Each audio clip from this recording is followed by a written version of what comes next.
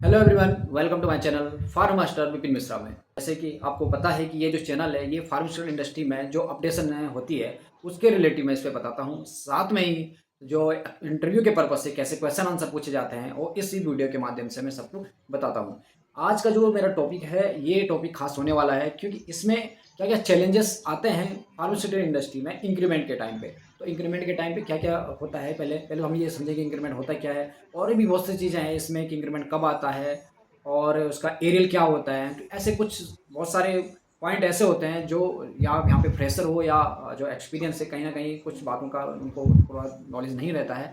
और आज मैं इसी वीडियो के माध्यम से आप लोगों को पूरा बताऊंगा कि आप एक्चुअली इंक्रीमेंट आता है तो कितना आता है और उसमें इंक्रीमेंट के बाद आप खुद मेरे को इवोल्यूशन करके बताएं कि आप एक्चुअली में ये हो क्या रहा है, ये फार्मास्यूटिकल इंडस्ट्री में चल क्या रहा है, इंक्रीमेंट के नाम पे ये हो क्या रहा है, ये क्या ये सही इंक्रीमेंट दिया जा रहा है या कम नहीं इंक्रीमेंट दिया जा रहा है। आप जरूर कमेंट करें। इस सीरीज से समझते हैं कि इंक्रीमेंट क्या होता है। सबसे पहला है हमारा कि व्हाट इज इंक्रीमेंट। इंक्रीमेंट किसे कहते हैं, ये क्या होता है इंक्रीमेंट।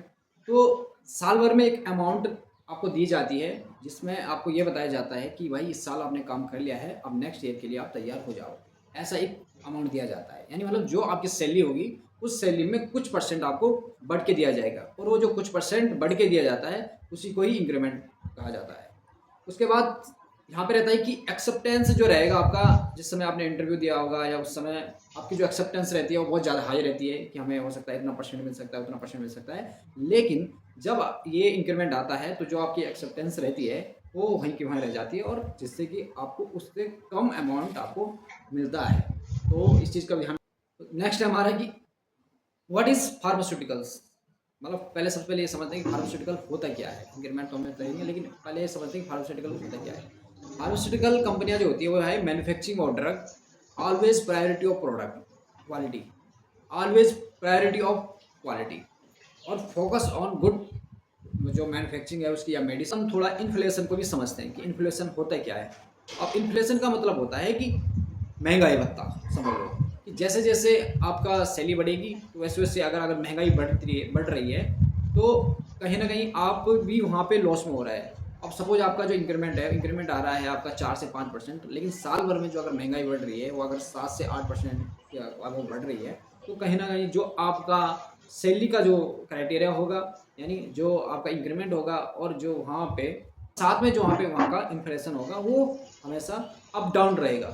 अप डाउन इसीलिए रहेगा क्योंकि आपका जो सैलरी होगा उसका इंक्रीमेंट आएगा कम और इन्फ्लेशन रहेगा ज़्यादा। तो इसलिए आप बने यहाँ पे दिखता है आपको कि आपका इंक्रीमेंट आ रहा है, लेकिन अगर हम साल भर के जो इन्फ्लेशन की बात करें उससे कहीं ना कहीं आपका इंक्रीमेंट माइनस में ही रहता है। जो इंक्रीमेंट आता है वो कितना आता है, फार्मास्यूटिकल इंडस्ट्री में जो इंक्रीमेंट आता है वो 3 to 10% आता है। और ये कब इफेक्ट होता है, ये जो इफेक्ट हो जाता है वो अप्रैल से हो जाता है और बाकी ये जुलाई से लेकर नवंबर के बीच में ये मिलता है।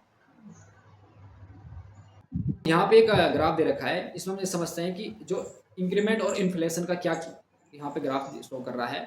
जो यहाँ पे कम है वो यहाँ पे क्या है, इंक्रीमेंट है, और जो यहाँ पे इन्फ्लेशन है, इन्फ्लेशन हाई है, यानी इन्फ्लेशन बढ़ रहा है और इंक्रीमेंट कम हो रहा है। तो जब इंक्रीमेंट कम हो रहा है, इन्फ्लेशन बढ़ रहा है, तो कहीं ना कहीं हम हर बार जो इन्फ्लेशन के अकॉर्डिंग हम हमेशा माइनस की तरफ ही जा रहे हैं। अब इन्फ्लेशन जो होता है, इन्फ्लेशन में एक चीज़ ध्यान रखना है, जैसे ईयर में जो इंक्रीमेंट आता है यहाँ पे, वैसे तो फार्मास्यूटिकल इंडस्ट्री में डाटा इंटीग्रिटी पे बहुत ध्यान दिया जाता है। ये कहा जाता है कि डाटा इंटीग्रिटी के अलावा कोई भी चीज़ ऐसी नहीं है कि जो हम फार्मास्यूटिकल इंडस्ट्री में फॉलो करें, और डाटा इंटीग्रिटी तो फॉलो करना ही करना है। बट यहाँ पे जो ईयर का इंक्रीमेंट है वहाँ पे डाटा इंटीग्रिटी फॉलो नहीं हो रहा है। डाटा इंटीग्रिटी में एक वर्ड आता है कंटेम्पोरेनस। कंटेम्पोरेनस का मतलब होता है कि जो वर्क जिस समय हुआ है आपने उसी समय उसे नोट डाउन किया है कि नहीं किया। तो क्या जो इंक्रीमेंट है साल का वो अगर अप्रैल में बढ़ के आ रहा है तो क्या वो मई की सैलरी में आना चाहिए या नहीं आना चाहिए, तभी तो हम फार्मास्यूटिकल इंडस्ट्री का जो एल्को आ उसे हम फॉलो कर पा रहे हैं या नहीं कर पा रहे हैं। ये चीज़ें होती है। अब इसमें प्रॉब्लम आती है, इसमें क्या होता है कि जो एम्प्लॉय है, इसमें सबसे बड़ी जो प्रॉब्लम आती है वो प्रोडक्टिविटी में भी इफेक्ट होती है। अब प्रोडक्टिविटी में इफेक्ट का मतलब क्या है, प्रोडक्टिविटी का इफेक्ट का मतलब क्या है कि जब हमें ये पता चल जाए कि हमारा 3 से 5%, 10% अगर हमारा परसेंटेज आ रहा है तो कहीं ना कहीं जो इम्प्लॉय होते हैं वो प्रॉपर फोकस नहीं कर पाते हैं। और अगर आप प्रॉपर फोकस नहीं कर पाएंगे किसी वर्क में तो कहीं ना कहीं वहाँ पे प्रोडक्ट की उस पर इफेक्ट पड़ जाता है। उसके बाद जो चैलेंज आता है उनके लिए, खासकर जो लोग रिजाइन पे होते हैं, जो रेजाइनेशन पे होते हैं, उनके लिए प्रॉब्लम आती है, क्योंकि अगर उन्होंने अप्रैल के महीने उनका इंक्रीमेंट लगा और मई या जून के महीने अगर उनको कहीं अपनी ग्रोथ के लिए कहीं दूसरी जगह जाना पड़ सकता है, और उसकी वजह से क्या होता है कि उन्हें रिजाइन देना पड़ता है, तो उस वजह से जो उनकी 2 महीने की सैलरी के साथ साथ जो इनका इंक्रीमेंट होता है वो इंक्रीमेंट उन्हें नहीं मिलता है, वो लॉस में रहता है। तो यहाँ पे जो एम्प्लॉय है, एम्प्लॉय लॉस में रहता है, क्योंकि उसका जो एरियल होता है, एरियल का मतलब होता है कि जैसे अप्रैल से लेके और अगर नवंबर के बीच में सपोज 6 मंथ हो रहे हैं, इन 6 मंथ में जितनी उसकी सैलरी बड़ी होगी उतना इंटू 6 कर देंगे, तो वो जो अमाउंट मिल जाएगी उसे एरियल कहते हैं। और जो एरियल अमाउंट होती है वो एरियल अमाउंट जो लास्ट जिस महीने इंक्रीमेंट आता है यानी सैलरी आते हैं उसी महीने वो बढ़ के उसी सैलरी में आ जाता है। तो वहाँ पे जो एम्प्लॉय होता है जिसको रेजिग्नेशन देना है या फिर दे चुका है इन 2-3 महीने के अंदर, तो उसे वहाँ पे उसका एरियल नहीं मिलता है। और जो उसकी अपनी लीव रहेगी या कम एज ए कंपनी पॉलिसी जो है उसका बोनस कट रहा हो वो सब चीज़ मिलेगा, लेकिन उसको एरियल नहीं मिलता है फार्मास्यूटिकल इंडस्ट्री में। नेक्स्ट है कि ये थोड़ा इफ़ेक्ट करता है, पीएफ में भी इफ़ेक्ट कर लेता है, क्योंकि पीएफ में इफ़ेक्ट इसलिए कहेगा कि पीएफ अगर मैं इंक्रीमेंट लेट आएगा तो पीएफ भी लेट कटेगा, और लेट पीएफ कटेगा तो कहीं न कहीं वो जो एम्प्लॉय है उसके लिए वहाँ पे ये प्रॉब्लम आ सकती है, क्योंकि उसकी प्रॉपर जो अमाउंट है वो वहाँ पे जमा नहीं हो पाती है।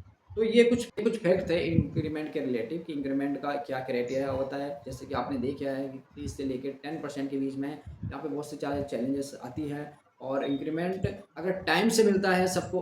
अब इसमें जो 3 से लेके 10 हैं, कुछ लोगों का ये कहना भी होगा कि सर हमें 15 और 20% भी मिलता है। ये जो वीडियो है ये पर्टिकुलर किसी एक कंपनी के लिए नहीं बनी है कि अगर आपकी कंपनी में ज़्यादा मिलता है तो इसका मतलब ये नहीं है। ये पूरा एक होल जितने भी कंपनियाँ हैं इन सबसे मैंने हर कंपनी के जो एम्प्लॉय हैं उनसे लगभग बात की है, एक एरिया से बात की है, वहाँ से पता चला मुझे कि अभी जो करंट में वहाँ पर इंक्रीमेंट जो चल रहा है वो कितना चल रहा है। लेकिन अगर आपका 10% से भी ज़्यादा मिलता है तो आप इस चीज़ को मान के चलें कि आप एक अच्छी कंपनी में वर्क कर रहे हैं, जिससे कि आपको प्रॉपर टाइम पे आपका इंक्रीमेंट आ रहा है और आपका अच्छा इंक्रीमेंट आया है। आई होप आप लोग समझ गए होंगे कि इंक्रीमेंट का क्या क्राइटेरिया है फार्मास्यूटिकल इंडस्ट्री में।